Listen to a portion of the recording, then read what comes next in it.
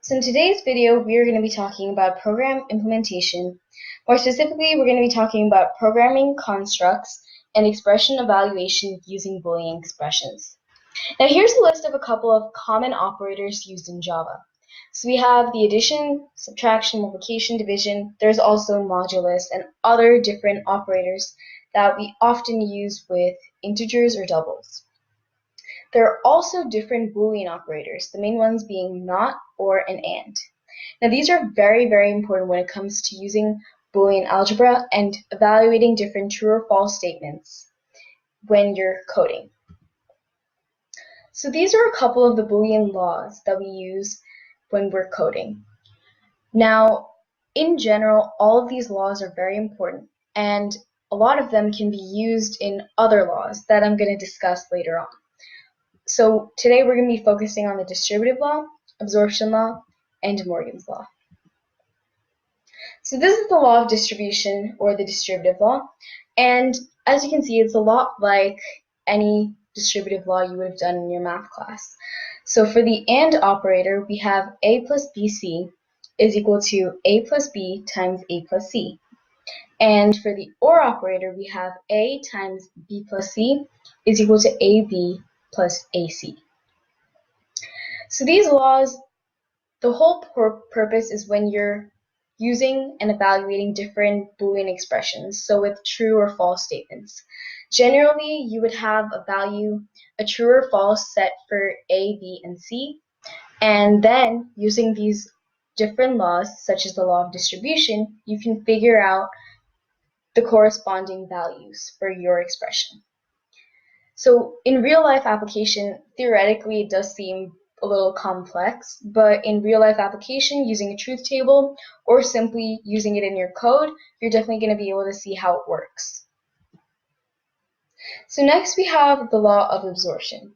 Now this law is kind of counterintuitive to what you would normally think. For the AND operator, it would be A times A plus B is equal to A, and for the OR operator, it would be A plus AB is equal to A. So here we have two proofs. One on the left, that one's for the AND operator, and the one on the right is for the OR operator. So just remember, this is the law of absorption, so you're going to be able to see how an expression with the B is going to end up going to the A. Typically, the expression for the AND operator is proven using the second law of absorption, which is also known as the absorption law for the OR, and that proof is on the right. But this time we're going to show you how you can figure out how the law of absorption for the AND operator works as well. So essentially you have the A times A plus B, and right below that you have A plus 0 and plus A plus B. So the reason why this works is we're doing a proof, so we're going to do what we can to make this expression work. Then you have the identity law, and that's the first law we're going to be using, the first Boolean law we're going to be using to prove this. So going back to this chart right here, you have the identity law for the OR form, and that would be the 0 plus A is equal to A. So you can see how that basically applies to the second line there, and then we're going to be using the distributive law that we talked about earlier to make the A plus B the A plus 0 times B. So that distributive law we talked about right here, and you can kind of see how that turns into the A plus 0 times B. So simple math dictates that anything times 0 is going to be 0.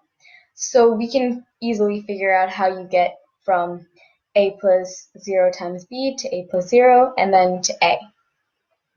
Just remember, there are all laws that go into this, so there would also be the application of the identity law once more, and then again, to get to your final A. Now, a lot of the times they do, as I said before, they use the OR proof that you can see on the right to solve it.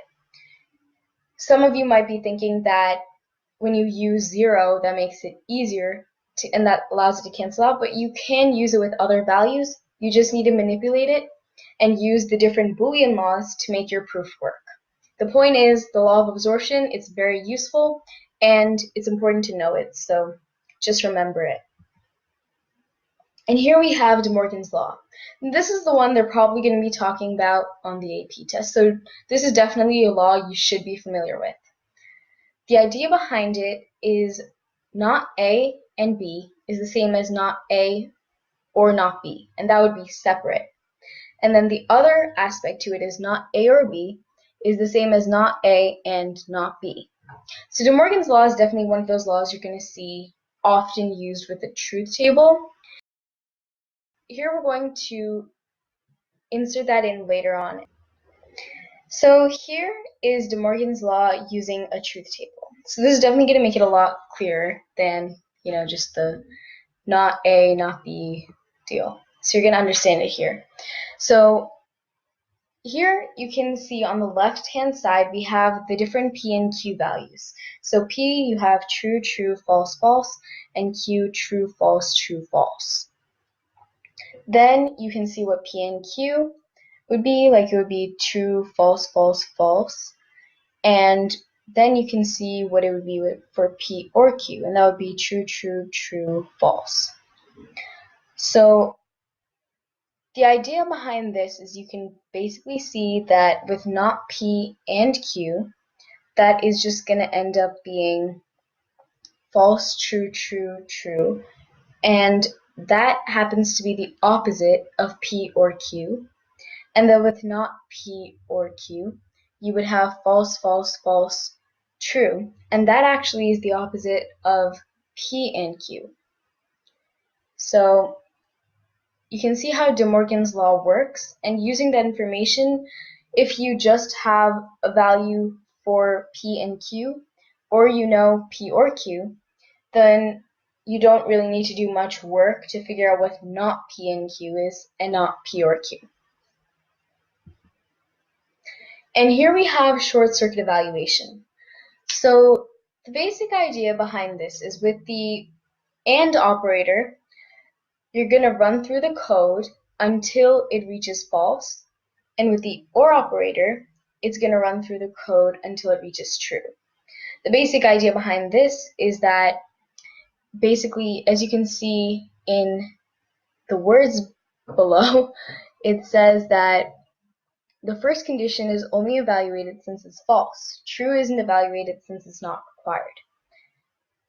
So in that tiny picture below, it basically shows how this works. So with the AND statement, it's if A is true, then they'll move on to check if B is true. Because B is false, the program's just going to stop there, and it's not going to get to C because it already didn't meet the condition. And that would be if the condition were while it is true. Below it, you can see with the OR, presuming that the condition isn't met or is met, for the OR operator, it would be if A is false or B is true, and it would stop at the true because it would have met the condition. And as a result, it's not going to go to C because the condition has been met. And this is basically the idea behind short-circuit evaluation. You don't really need to go much more into depth with it for now, but for the purpose of the test, just remember that this is what you need to look for when you're running through loops and when you're running through Boolean expressions in code.